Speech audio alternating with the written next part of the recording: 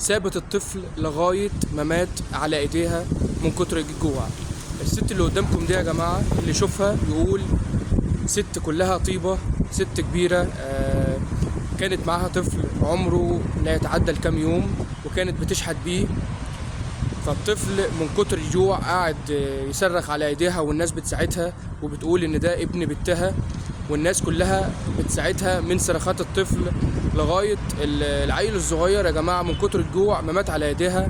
الناس لاحظت انه الطفل مش بيتحرك ومخشب على ايديها، ففتحوا اللفة عشان يشوفوه، لقوا الطفل متوفى يا جماعة. وقالت لهم ده سواق مديهولي اشحت بيه. يا ريت يا جماعة محدش يدي اي شحات يشوفه فلوس. في ناس كتير يا جماعة تستاهل ان انت تديلها، وناس غلابة وناس ما بتطلعش تشحت.